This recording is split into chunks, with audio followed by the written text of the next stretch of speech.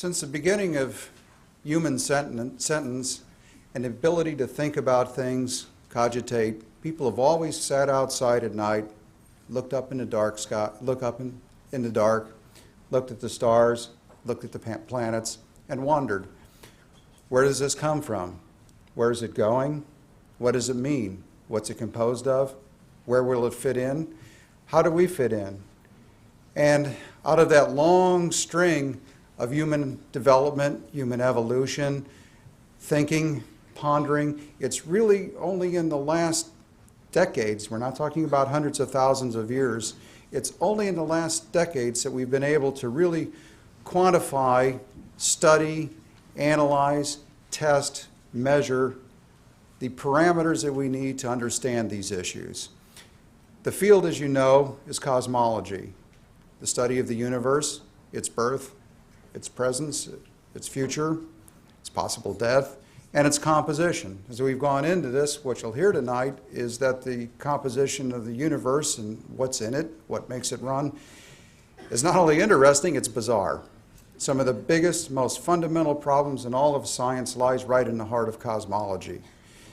And it's our great fortune that one of the world's premier cosmologists is a member of our Department of Physics here at UCSD, Kim Griest, studied at the University of California at Santa Cruz. He's also done postdoctoral research with some of the world's most eminent cosmologists, both at the University of California, Berkeley, and the University of Chicago. And not to take any more of his precious time, I would like to introduce Kim to tell you about this strange and wonderful universe that we live in.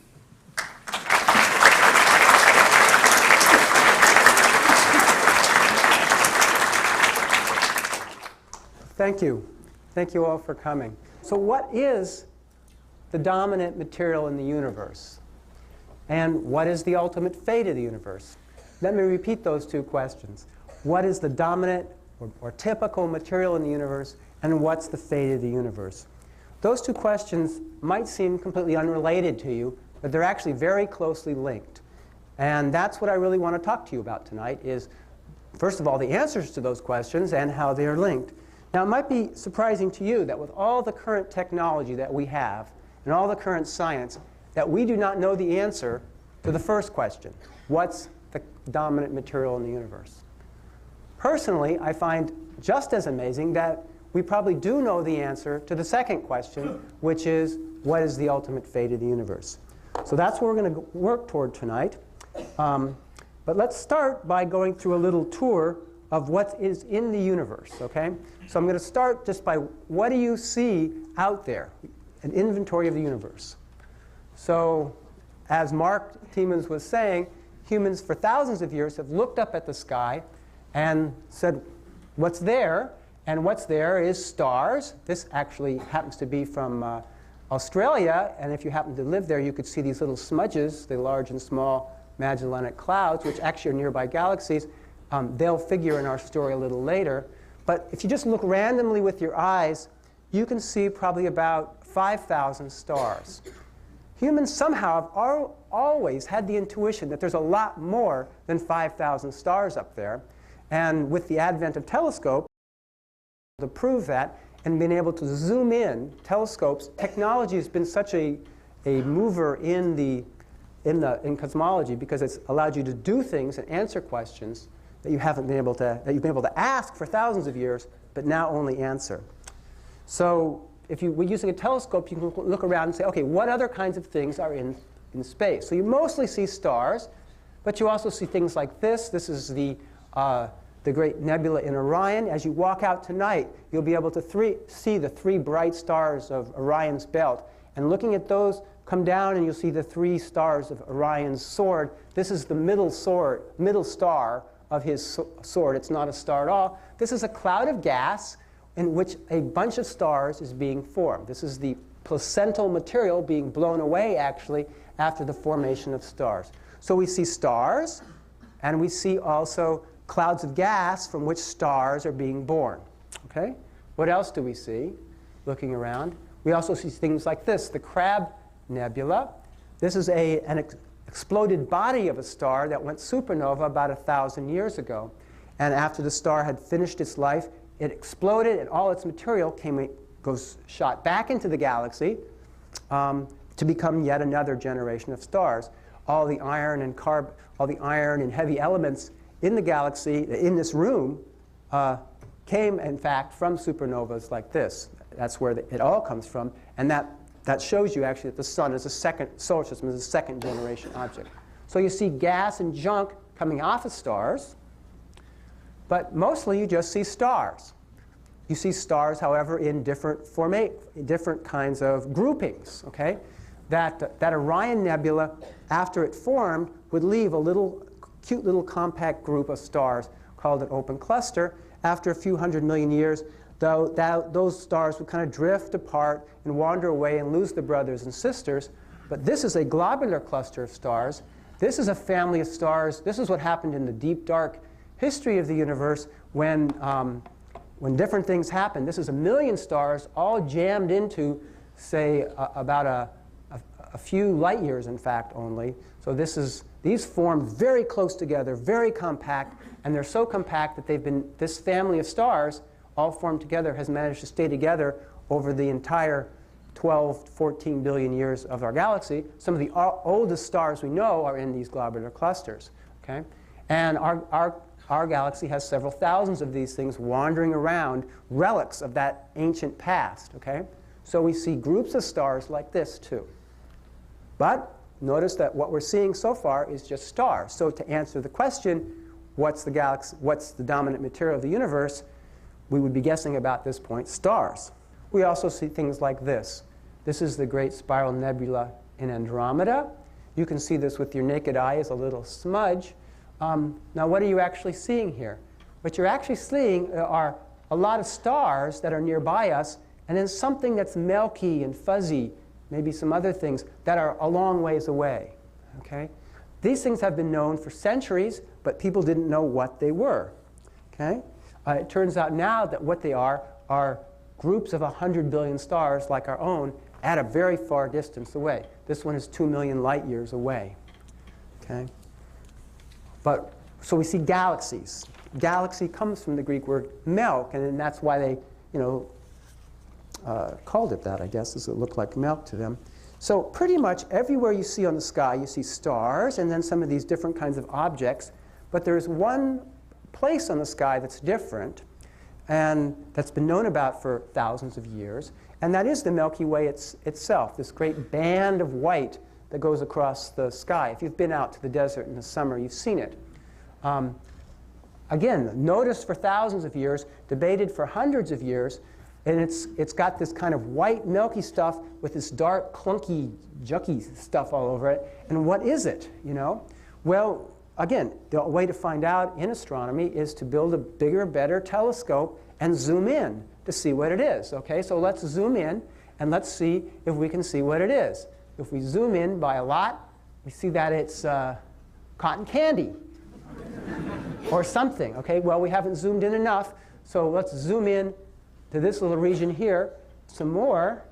And now those of you at the front can finally start to see that what you're seeing are thousands, billions in fact, of individual stars. What you're seeing is an incredibly crowded bunch of stars. And there are about 100 billion stars in our galaxy. So by zooming in, we actually are managed to prove that Milky Way, that band of stuff across the sky, is actually just a bunch of stars. Okay. So the explanation of that Milky Way picture is that we live in a concentration of stars. It looks a lot like those spiral galaxies I was showing you. We're all moving around somehow. Okay? And this actually also makes you think that when you see something like this, that what you're seeing, in fact, is something a lot like our own Milky Way galaxy. And so if this was our Milky Way galaxy, this is an external galaxy, of course, but it's like ours. We're living in a star out here. When we look toward the Milky Way, we're looking in toward here. We're seeing that crowded star field in there. We're all going around maybe 500,000 miles an hour. Okay? That can be measured. All these stars are going. For many years, for centuries, people didn't know what these spiral nebulae were.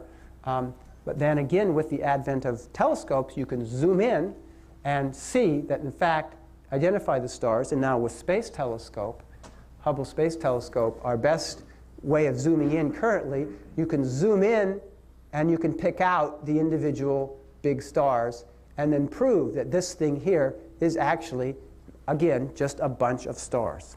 Does anything change as you move out further in space? Well, how do you move out further in space? Well, in astronomy, it means you get a big telescope and you look, you zoom in. And so you often see things like this. These are spiral galaxies just like ours, but now at a much bigger distance, and they come in groups. They come in families. Galaxies, we found that stars come in families, but galaxies themselves come in families like that. There are places in the sky that are very unusual, like this one of my favorite pictures.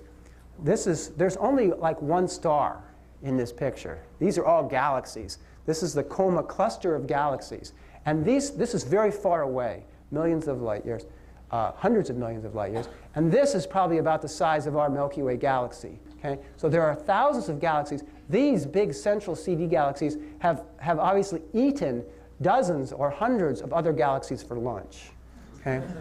And they're in the midst of eating other ones. You can see them being ripped to shreds as these big ones pull in. So you find big clusters of galaxies. But again, the essence of this is just a bunch of stars all moving in galaxies under the influence of gravity. Finally, what you can do with the premier instrument, the Hubble Space Telescope, in which NASA did, is to say, let's just take a blank area of sky where we don't see anything and stare at it for a long time and see what's there. So they took an area of sky about the size of a grain of sand being held at arm's length. And they spent 10 days of the Hubble Space Telescope taking in images of that and adding in all the light that comes. This is the deepest image ever made. It's probably the most expensive image ever made as well, actually. And here's a portion of the Hubble Deep Field, as it's called. There's only 2 stars that you can see here, or 3. But everything else is a galaxy. And what you're seeing now are nearby galaxies. Well, nearby. Everything here is far away. This was a blank area of sky. Okay? These guys are medium-distant galaxies. But even these little tiny things are very, very far away galaxies. And because in astronomy, looking out in space is looking back in time, you're actually seeing galaxies as they're starting to form here. And they look weird. They look different. And that's what you'd expect, because you're seeing the history of galaxy formation. OK, but the whole picture is that there's a lot of stars and galaxies. So our picture of what the universe is then is a bunch of galaxies, each one separated by millions of light years. And there's an important ingredient I haven't talked about yet. They're all moving away from each other. They're all expanding. Now, one thing astronomers can do as easily as take pictures and images is to measure speeds. They use the Doppler technique, which is the same technique the police prefer when they want to find how fast your car is. What they do, it's very common throughout all of astronomy, actually. And in fact, this is a slide for looking for extrasolar planets. But the idea is here. The idea is that a yellow star gives out light of a very peculiar frequency, many different peculiar frequencies. As that star moves towards you, that light gets shifted to shorter wavelengths. The frequencies change. Okay? And that's called blue shifting. If that same star is moving away from you, that same light would get shifted to redder frequencies. And so by very precisely measuring the frequency changing, the frequency shift, either red shift or blue shift, one can measure the speed. That's exactly what the little computer in the police car does when it wants to know how fast you are. It measures the shift, the red shift or blue shift, if you're coming toward or away, of your car, and figures out then how fast you're going. So we're very good at measuring speeds. And so if you actually went back to this Hubble Deep Field picture, so people have gone out and spent enormous amounts of time measuring the speeds of almost every object in this picture. And in fact, they're all moving away from us, sometimes at tremendous speeds. At tremendous speeds. And by now, millions of galaxies' speeds have been measured. And the observation is they're all moving away from us at enormous speeds. Okay? So the universe is an expanding bunch of galaxies. Okay. Now, but what I've said is actually missing an important ingredient. Because, in fact, there's something there besides what we've seen so far. Part of the subject of the talk, the dark matter. How did people know that's there? Well, it's the same idea. Here's a picture, nice picture of a galaxy. And if you're an astronomy nerd, you would say, OK, this is probably a bunch of stars going around in a circle. Let me check that by using this Doppler technique. I'm really good at that. I can measure the speeds here, here, here, here. And what do I expect? I expect the speeds here to be coming toward me, right? And I expect the speeds there to be going away from me, or vice versa, depending on which way it's turning. So people have gone out and measured these kind of galaxies, actually thousands of them, and they find out how fast it's going around. They said, oh, it's going around at 500,000 miles an hour. Good. Hey, that's the same speed that we're going around in the Milky Way. Now, in fact, that's a very serious problem. And the reason is, if you actually take how much light is in this galaxy, and you know how much light stars give off, you know how much mass stars are, you can actually very accurately calculate how many stars are in this galaxy, or in the Milky Way galaxy, or in any galaxy. It's pretty easy to do this. And you say, OK, how much mass are in those stars?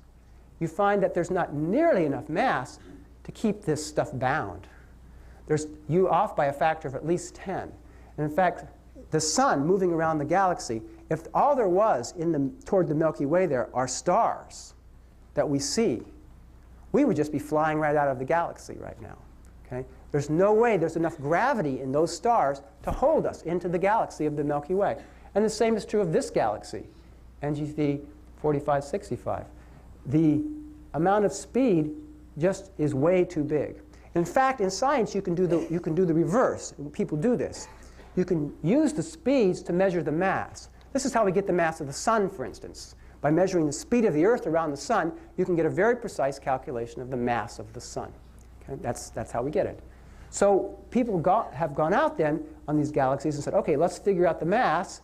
And they've said, there's a problem. The mass in this galaxy is not coming from the stars. It's off by there's something else giving us at least 10 times more mass. So what we've had to do then, not because we like to, but because we believe the laws of physics and the measurements that have been repeated and checked, is realize that a galaxy does not look like what I told you. It looks more like this. A friend of mine tried to make a nice artistic version. There's the galaxy, but then there's an extended dark halo that contains almost all the mass, maybe a factor of 10. The way I explain it to myself is more like this. There's the galaxy, and there's the dark halo. And when you look at these pictures, you should be thinking, if you really are wanting to know what's really out in the universe, it's not that beautiful pictures.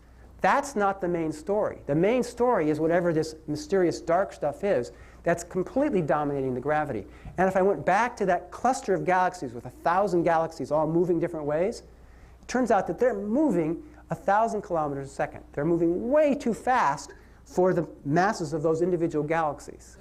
And again, people can use different techniques and discover the actual mass in those clusters. There's a huge ball of mysterious dark matter that somehow is the dominant material here. So the story here is that somehow most of the material of the universe is unknown. Okay? So the answer to the question then, it's not stars then. The dominant stuff of the universe is the dark matter, the mysterious dark matter, at least 10 times more than stars. So is this important? Does it matter that most of the stuff of the universe, we don't know what it is or is dark? Well, I don't think it affects the stock market much. But if you're interested in what is the reality of the substances of the universe, you would like to find out what that stuff is. And in fact, I'm going to come back to that and some various ideas people have on how to figure out what is this stuff that is making up this huge dark halo. But there actually, before that, is another, even more fundamental reason why we want to know about what the dark matter is. Not actually what it is, but how much and what its basic form is. And the reason is is that how much and what its basic form is determines the fate of the universe. So why is it that this dark matter somehow determines the fate of the universe? Well, in the 1910s, Einstein wrote down his theory of general relativity. This replaced Newton's law of gravity, and it was the first theory that was capable of actually being applied to the whole universe. So, you have this theory that can apply to the whole universe, because it wasn't just objects in the universe, it actually was a theory of space and time, and he couldn't resist. He said, wow, let's try it. So he solved for the universe, and he did not like what he found. What he found was that the universe was either expanding or contracting. Now, in 1916 or something like that, when he did this, the universe was thought to be static. They didn't know about these spiral galaxies moving away, okay? And they had measured the Doppler shift of the stars, and they're not all expanding. So he said, man, this great theory I have, and it's been tested, on gives Mercury's orbit, it gives light bending, such a good theory. I hate to just throw it out because it doesn't agree with data. It must be wrong. So he went back to his theory, and he looked at it and said, can I change it? Can I modify it? Now his theory originally depended upon two numbers. The first thing was the Hubble constant, which is the current expansion rate, how fast things are moving apart. The second number was called omega. That was the matter density in the universe. In other words, the amount of mass in the universe. That's one of the numbers that his theory depended upon. Now, whatever he did with those two numbers, it was going to be either contracting or expanding. So he said, that's not it. But he noticed then that it was mathematically allowed to add a third number into his theory. It was like a weird universal constant that would be kind of a universal negative pressure that would fill all of space and time. He called this the cosmological constant term. And he noticed that if he put this, it was allowed mathematically in the theory, so he can put it in there fine. And if he adjusted the number just right, he didn't know what these other numbers were, okay, because they hadn't had measurements. But he realized that he could balance the other two numbers off this number and get a universe that was static. So he said, voila, publish. And he sent that theory out. Soon after, of course, Edwin Hubble, working in Los Angeles, was measuring the redshifts of these galaxies and discovering that, in fact, they were expanding. And when Einstein said that, he said, I should not have put that in. And he called the cosmological constant the biggest blunder of his scientific career. What he was probably really thinking was, man, I could have predicted the expansion of the universe and gotten famous. But anyway, that third quantity, the cosmological constant, is allowed, and it really is a measurement problem. What is its value? He sent it to 0. Most people set it to 0 because you don't have until you have a measurement. But really, it was just an unknown number. And in one sense, the last 70 years since that of cosmology are trying to measure those three numbers. They're extremely difficult numbers to measure. What's really remarkable, and why I'm talking about this in part, is because I would say within the last 3 years, 2 of those numbers have been measured. And enough of them have been measured so that we know the fate of the universe. The fate of the universe is determined by the values of those 3 numbers. This theory, what it really gave us a long time ago, but now very well tested, is a theory that allowed us to make lots of testable predictions. It said, for instance, that the universe had to be expanding, and that meant it had to be smaller in the past. And that led straight to the Big Bang. It contains the Big Bang. If the Big Bang is there, then you have lots of predictions about what should be coming out of the early universe, because we can predict the amount of elements coming out of the universe, all different kinds of radiation, how galaxies formed, how structure forms. All this should be contained in this theory. And what we've seen for the last few decades is that so many of these predictions are just being tested, because with better telescopes you can go out and look for this and find these things. And this theory is just really incredible. So far, this theory matches with observation perfectly. And this theory, the Einstein's general theory of relativity, as applied to the whole universe, seems to be an accurate description of the world we live in. We don't use it because we like it. We use it because there are now thousands of experiments that agree with it, and there's no alternative out there that agrees as well as it does. Okay? But we still need to know the values of these numbers. The Hubble constant, which now in the last, say, 5 years has been measured. I could tell it to you, but it's not in units that are very interesting. The thing that's not so well known still is the total amount of matter. It turns out that that won't matter so much for us case, because what has been measured very recently, the last 2-3 years, is the cosmological constant. This is the energy of the vacuum, the energy of empty space, and it's known to not be zero now. So another thing this theory does, by the way, is explain to you things like the expansion of the universe in a way that are probably different than you imagine. And I just wanted to stop here for a second and explain to you what the expansion of the universe is like. Most people walking around have a wrong conception of this. They think there was a bomb that went off sometime in the distant past somewhere, and it exploded, and that we're coming out of it. And that's the Big Bang. Okay? That's not at all what the Big Bang was like. Okay? A much better analogy would be a raisin bread. You take a loaf of bread with raisins in it, you stick it in the oven, and it rises, and all the raisins move apart. The raisins are like the galaxy, and the bread is like space. Okay? So the expansion of the universe is much more an expansion of space itself. The galaxies that we're seeing all flying apart from us, they're not actually. In a certain sense, they're sitting at rest with respect to their local space. Okay? And what's happening is the entire space is getting bigger. And so that's much more what the expansion is. So there is no center to the Big Bang, and it didn't happen, it happened at a certain time in the past, but everything's moving away from us, but we're not in a special location. And that can be shown by this little demonstration, which I kind of like. So here's a bunch of blue dots that represent some galaxies. And now a little while later, the universe expands. They turned red. That just means later time. And now they're a little bit farther apart. Okay? Now let's suppose you happen to be sitting on one galaxy, like that one right there. Okay? Now you just sat there as it went from blue to red. You stayed still. All the other galaxies moved and got a little bit further away, so it would look like this. So you're sitting there, and all the red galaxies, it's the same galaxy a little while later, have moved away. So to you, it looks like, what does it look like? It looks like you're the center of the universe, and everybody is moving away from you. You start to get paranoid. But in fact, even if you had been this guy here, it would have looked the same, because here you sat there, this other person, and so every galaxy in the universe seems to be the center of the expansion. This is how the Big Bang works. You can write down the mathematics for this very beautifully inside the theory of general relativity, and it just makes it very clear how these things all work. Okay?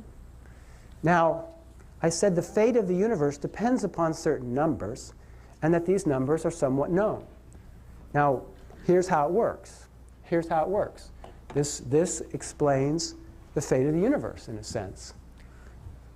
What's happening in Einstein's theory is you have an expansion, and if there's no cosmological constant, and there's enough matter, omega matter bigger than 1, that's given in certain units such that this is true, in fact, so it's just it's a standard way of doing it. Then the gravity of all the mass in the universe slows the expansion down, and eventually that expansion will stop, and the universe will start to contract. Once that happens, once you go past that point, there's nothing to stop it, and you go toward a big crunch. In that case, eventually all the galaxies would run into us, and all the atoms would run into us, and we would all be squashed. Our entire galaxy would eventually be squashed into something smaller than an atom. There's nothing to stop that big crunch from happening. It's the Big Bang in reverse. Okay? So that would happen if there was enough matter. However, if the cosmological constant was 0 and matter was not enough, then the expansion rate is fast enough that there's not enough matter to slow it down. The universe expands forever. Okay? So these two cases, and what happens then? Well, in that case, well, eventually the sun goes out. Well, actually, eventually, even before the sun goes out, the sun turns into a red giant and swallows Mercury and then Venus and then burns Earth to a crisp. And then Then it runs out. So, but the sun goes out, all the stars go out. Eventually you run out of hydrogen fuel. And in this kind of thing, it's a cold end. Now, in fact, all these situations assume that there's no vacuum energy.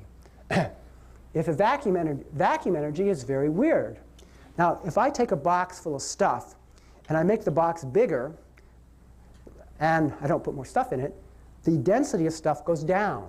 So the universe, as it expands full of matter, as it gets thin, the density goes down, and so the force of the thing in it goes down. The vacuum is not like that. If you take the vacuum and you make a bigger box full of vacuum, you have more vacuum. So you have a runaway situation going if you've got energy in the vacuum. Every time the universe expands, you've got more vacuum. And so you've actually got a runaway expansion happening. And in this case, the universe is not slowing down at all. It's expanding faster and faster and faster and faster. The remarkable result of the last few years is by looking at distant supernovas, it looks like the universe is expanding faster now than it was in the past. It looks like the expansion is accelerating and that we are in the case of this thing. In which case, it doesn't matter what omega matter is. If you've got anything in the vacuum that's enough, you've got the runaway happening. This is kind of a pretty odd situation. This was not expected. But we have to live with what nature tells us. People are now checking these experiments. Maybe they'll find flaws in them. So far, no one's found any flaws. And it does fit with several other experiments as well. So this looks to be the fate, an expansion that goes faster and faster forever. In this case, what happens to us? Well, it's very much like this case. The sun eventually runs out of fuel, except it's a little weirder because we have things expanding faster and faster, which means galaxies that we now see will eventually be moving away from us faster than the speed of light. Okay? Well, in general relativity, that's allowed. But of course, as soon as it's moving away from you faster than the speed of light, you can't see it anymore. It's outside your horizon.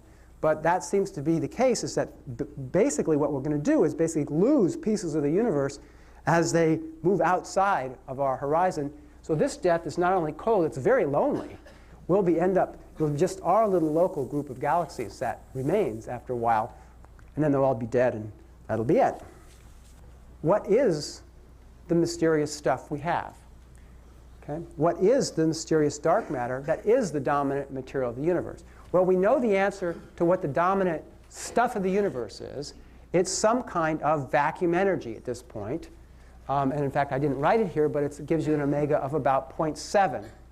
So something like 70% of this critical density is, right now, today, seems to be the vacuum, weird as that is. The other 30%, well, stars and everything you can see are way down at about 0.007. Okay? So stars are not a very important component of this galaxy, of the universe, when you actually add up things. Okay? If you add dark matter in galaxies and clusters of galaxies, you come to an omega of 0.3. Okay? So the picture is you have roughly about 0.7 in vacuum, about 0.3 in mysterious dark matter, and some little tiny fraction in stars, which are made of atoms and stuff that we know. This whole picture has recently gotten a very interesting confirmation from measurements of the microwave background, which measure the sum of all the omegas, vacuum plus matter plus stars and everything, and the answer they find is about 1. Well, that works perfectly. 0.7 plus 0.3 plus something tiny is about 1. So this picture is starting to fit together, which is really weird in cosmology. Usually in cosmology, these numbers, like I said, they've been looked for 70 years, and they haven't been agreement. For the first time, almost all the measurements agree. But what is now? We still have a major unsolved problem here, because we have the vacuum stuff, which is pretty weird. But 30% of what the universe is made out of is something that we don't know what it is. I drew it as some kind of dark cloud around the galaxies. Is it Darth Vader? Is it mismatched socks? What could it be? The truth of the matter is it could be almost anything. Because if you stick stuff out in the middle of space and it doesn't shine, it's hard to see. we see the shining stuff only.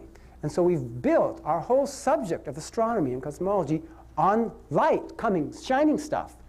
And it turns out, unsurprisingly, perhaps in retrospect, that that's not the dominant stuff. So people are very interested in finding out what it is. And if you ask astronomers, what could it be? Well, it could be black holes, lots of black holes, or Jupiters. As you walk out tonight, you look up in the sky and you'll see Jupiter. It's quite near the moon. It's the big bright thing near the moon. It's bright. The only reason it's bright is it's reflected light from the sun. You take Jupiter and you stick it out in the middle of the galaxy, it's dark. It's not shining hardly at all. And you need a lot of them. You need about 10,000 Jupiters for every sun. But if you filled the galaxy with those things, you would not see them. Okay? So maybe that's what the dark matter is, astronomers could say. Particle physicists, on the other hand, say, actually, we have a much better idea. We have this whole theory of the Big Bang. We have theories of particle physics. We actually can calculate particles left over from the Big Bang. And there are many different types of particles. Weakly interacting massive particles is a whole class of different actual particles, which give you an omega of around 0.3 left over from the Big Bang. And they say that's much more likely. Now, to tell you the truth, these guys are probably right now, in part because of an experiment I involved in that basically showed that this is not the dominant dark matter. This, if true, is a pretty cool idea. It's almost the ultimate Copernican revolution. Not only are we not at the center of the universe, we're not even made of typical stuff. Atoms are not the dominant kind of stuff in the universe. It's some mysterious particle that would be going right through our body. They'd be going right through our body now. This room would be filled with WIMPs. Okay? There'd be billions of them going through your body, but they're weakly interacting, which means they just go right through. They slip right through the spaces of the atoms. And that would be the dominant stuff that we would be like some little ripple on top of. Okay? This is not such a far-fetched idea. It's actually probably true, weird as it may seem. So people would like to know how can you test that hypothesis? Well, people are looking very hard for the WIMPs. The best way to test the hypothesis would be to actually catch one somehow. Now we know that even though they're weakly interacting, weakly means that they go right through the Earth typically without hitting them, but if they came out of the Big Bang, they must have some interactions. And so you can calculate that very occasionally a WIMP will come in and bump an atom. And then that atom will bump other atoms. And so there's probably a dozen groups of scientists now throughout the world who have taken crystals of material, very pure material. They've cooled it down to almost absolute zero. You cover it with radio pure copper, archaeological lead, paraffin, all sorts of electronic stuff. You stick it a mile underground, and you instrument it, and you wait to see if this kind of thing will happen. So there's probably a dozen groups that have done this. They have yet to find a signal. Actually, one group does claim a signal, but no one else believes them. So I'm with the people who don't believe them. I've looked at their data, and it's funny. They want it so bad, you know. But it's a method that may actually work in detecting these WIMPs. And it would be fantastic if it works. If they find these particles, then they would have found the dominant material of the universe. Okay? Now, more active than that are the particle physicists who are going to go out and say, why trying to find the ones that are floating through the galaxy? Let's just build them. Let's make them. And in fact, if you look at the science justifications of the main particle accelerators, this is CDF at Fermilab. See the little guy there? These are big accelerators. This is Aleph at Geneva, and this is D0 also at Fermilab. Okay? One of the main justifications are to look for these WIMPs. They say, we want to create the WIMPs. You know, we're going to try to do it. They're jamming together particles at huge energies, trying to create new particles, and because the particle theories say that these WIMPs could exist, and if it is, they can tell them how to produce it. So my bet is that if actually WIMPs are discovered, these guys may do it, because they're very serious about looking for them. But again, no detection yet. So it's something to keep your eyes out for in the newspaper and stuff. If people discover these things, it will be a fantastic discovery of what the dominant material of the universe is. Now, I took a different approach. I said, well, let's try to look for the easy things first. not the WIMPs, but let's try to look for the machos, the Jupiters or black holes or these things. And here's an idea that Bohdan Paczynski from Princeton had in 1986. So he said, look if the dark halo is made of some kind of Jupiters or black holes or something, they're moving all around. Well, that's true. And if you're watching a star here, say in the Large Magellanic Cloud, a nearby galaxy, occasionally one of these dark objects will go right in front of it. Okay? Now, what would happen if a black hole goes in front of a star? Most people get this answer wrong. We think, oh, it would suck up the light, right? Bend the light. Right. It doesn't block the light. It actually serves as a magnifying lens and amplifies and makes the star appear brighter. And you can actually calculate this very easily using general relativity. It's kind of fun. And you can show that it acts like a lens. You can actually build a glass model of this kind of lens and look around and see what people would look like. So, but this gives a technique then. If you can monitor millions of stars in the nearby galaxies, you can actually look for this effect. So a group of us set out to do this about 8 years ago. You need your own telescope. Here's the one that we use in Australia. We had complete use of it for 8 years. And so what we do is we look at this. This is a picture of the Large Magellanic Cloud. Not very good. There's many more stars here that you can't see, unfortunately, because of the contrast in the image. So you take an image, a 5-minute exposure, using our special telescope. This will give us about 500,000 stars. Then we move over and take another exposure, and another, all night long. And this way we can get the brightnesses of maybe 20 million stars a night, using computers to analyze it. Then what we do is we look through all those stars every night. We do this for many years and see whether any of those stars got brighter and dimmer in just the way that the gravitational lensing effect would say. And if the dark matter consisted of black holes or Jupiters or any kind of macho type thing, we should see this signal. Okay? So this is what we proposed to do. This is what we did. So well, here's a typical image.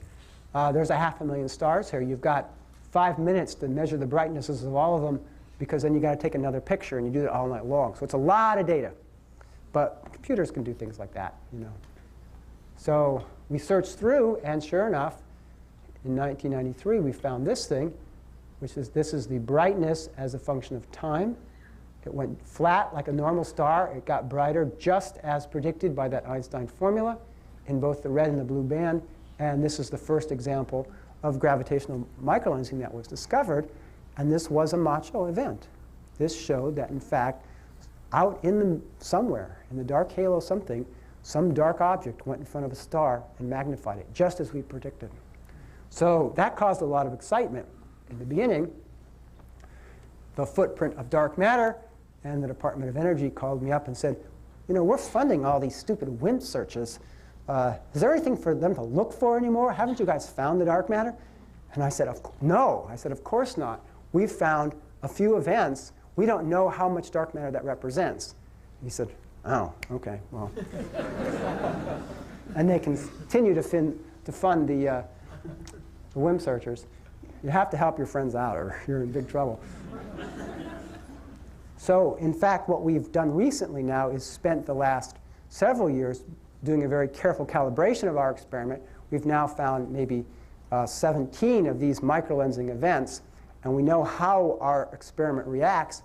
And in fact, we can now say with a surety that the dark matter, whatever it is not entirely made of any kind of macho type object. Okay?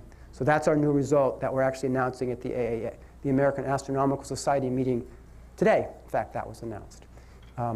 But we do find that a 20% of the dark matter being made of some kind of macho stuff is a very reasonable fit to our data. It also means, of course, that the WIMP people, this particle idea, has gotten much more secure. By eliminating the main contender, what is the dark matter then? And there's 80% of it at least out there that nobody knows what it is. So that's pretty weird. So I think my conclusions then really are just that the last few years has really seen a zeroing in on the primary basic parameters of cosmology. This model that works so well is having less knobs to turn. And so we are going to have to live with what it is there. Now it'll be tested more and more, of course, as more and more people do more observations. And in science, we're always willing to throw out any theory. In fact, that's what scientists live for, is to be the one who discovers that a basic theory is wrong. So far, this theory is working great. The dominant stuff in the universe, it actually seems to be the vacuum. Pretty weird. The dominant material stuff, still completely unknown, but many, many active searches underway. So that sums up pretty much everything I wanted to say. And why don't we stop and have some questions?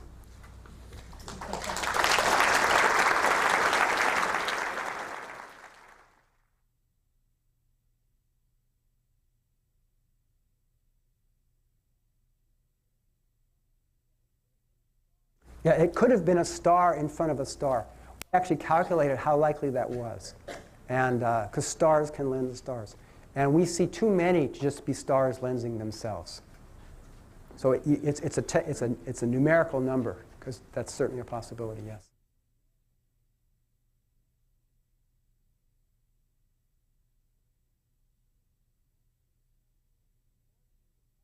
Unfortunately, the probability is so small. The reason we have to monitor so many stars is any given lens has only one chance in a million of, any given source has only one chance in a million. So if it lenses one, it's almost very unlikely. What I didn't show from my picture is how precise that alignment has to be. It has to be very precise. Einstein actually was asked about this lensing effect, and he calculated it and said, yeah, it's there. He says, but you'll never see it. You'll never get two stars lined up that perfectly. The only reason we're getting it is because we're imagining the entire halo full of dark matter, and we're monitoring 30 million stars. It's it's technology that's made it possible.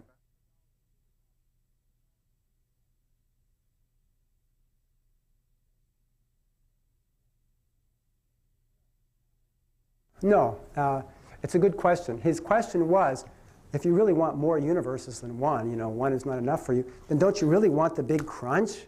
Because then you had, nothing, then you have the Big Bang, and then you have the big crunch. That made a lot of sense. I find that very attractive myself.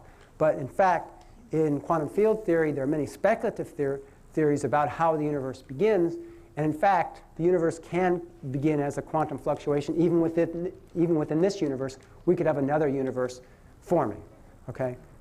These are speculative ideas, but in the theory of general relativity, and since we don't know the quantum field theory at the fundamental level, that's a possibility. So there are other ways to have many universes.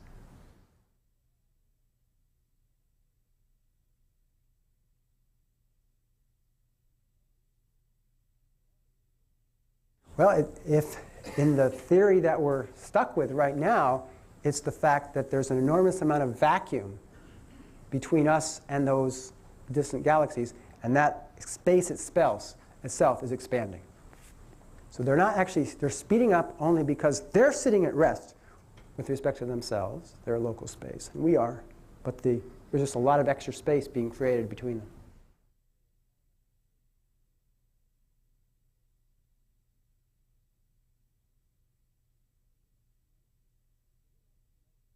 They didn't actually measure the vacuum energy. What they did is they measured the expansion rate as a function of history. So they looked back in the past and saw how fast the universe is expanding. And then they look now, and they see that it's expanding faster. Then they're using the Einstein theory. And in the Einstein theory, the only way that works is if you have a vacuum energy.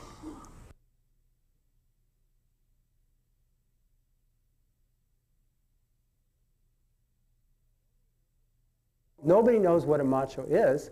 If it's a black hole, then it would have a Hawking temperature, which is basically 0.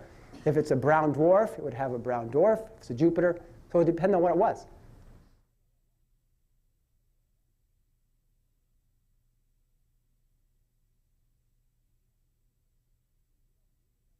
We don't need another universe to account for the accelerating expansion. But nothing rules out the possibility of other universes. What we define the universe what we define the universe as is all the stuff that we couldn't ever see. Okay? So that's the universe. There could easily be, and in general relativity, it's easy to write down mathematical solutions for lots of extra universes that we just don't happen to see. They can be there, but they can't have any effect on us either. So this extra universes would have no effect on the expanding of this universe.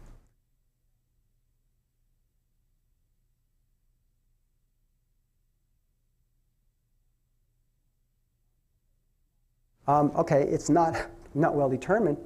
People would think of it as probably 100 GeV, 100 times the mass of the proton up to 1,000 would be a good guess. I'm now thinking of the neutralino from supersymmetry, which is probably the most popular WIMP candidate.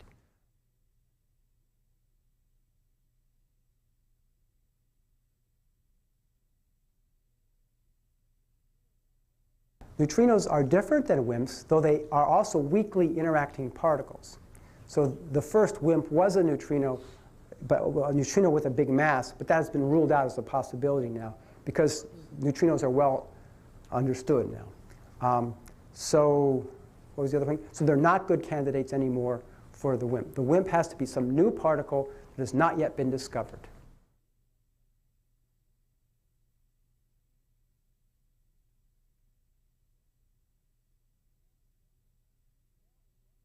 Well, in normal quantum field theory, we make up lots of new particles. It's easy to do it, and we give them different quantum properties. So yeah, there are probably some new particle, like a neutrino, like a new type of quark that no one's ever heard of, something like that. It's a very natural WIMP. Lots of possibilities.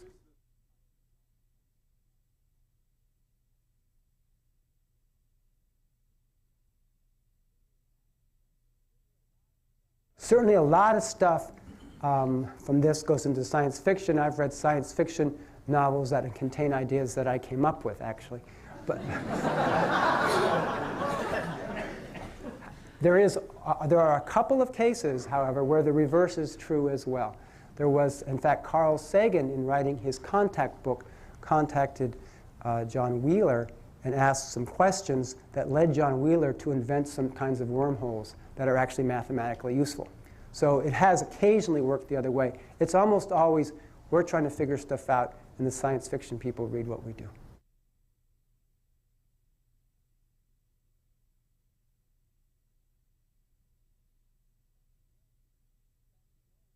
In fact, no, because we can still see the microwave background, which was when atoms formed. So the first thing to wink out, if you will be the remnant of the Big Bang. So, I mean, some cosmologists get up and say, and this is going to happen soon, so you have to fund cosmology now.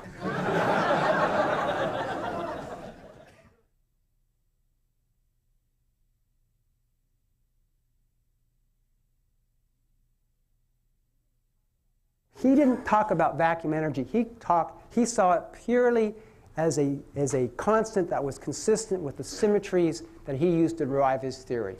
It's the modern particle physicists who think about vacuum energy. We have lots of particle theories, all of which have vacuum energy. We're very comfortable with it. It just turns out that it's exactly the same thing as the cosmological constant. Kind of like a fudge factor? It's not really in a sense, it's a fudge factor. It's a part of quantum field theory that's not well understood. And people used to like to set it to 0 because they didn't know what else to set it to. They couldn't calculate it. It's an uncalculable number. This really is a big challenge for particle physics now.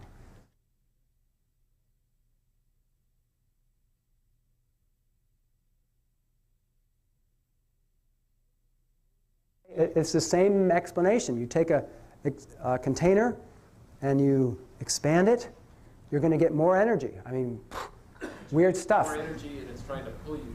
Yeah, it's got a negative pressure. That's called the negative pressure, which is an effect of this thing. It's straight out of general relativity. It's in there.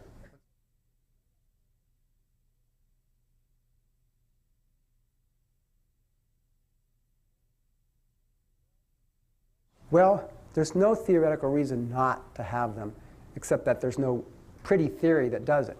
So yeah, since we don't know what they are, if you're free to make any theory you want, you could make that theory too.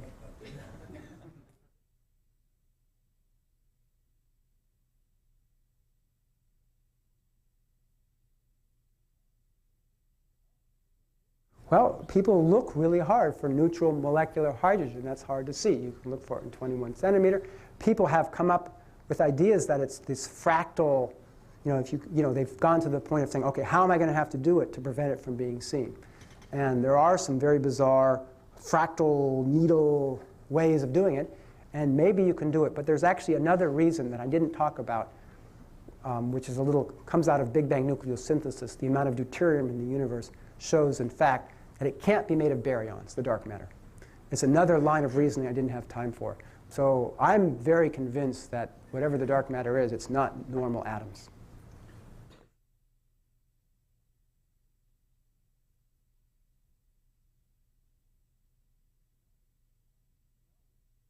No, because we look for dark matter exactly through absorption, and we know it's not there.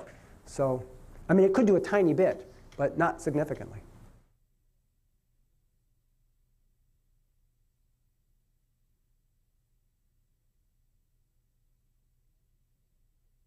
Okay, because to tell you the truth, those galaxies I showed you, there are better galaxies that have small amounts of tracer material way out from where you see the stars. You see the molecular hydrogen. And in fact, it's those speeds that give you the strongest constraints. And it's the detailed measurements that show you that, in fact, most of the mass is outside where the visible stars are. So it's other tracers besides those stars. You find very rare stars or molecular hydrogen clouds.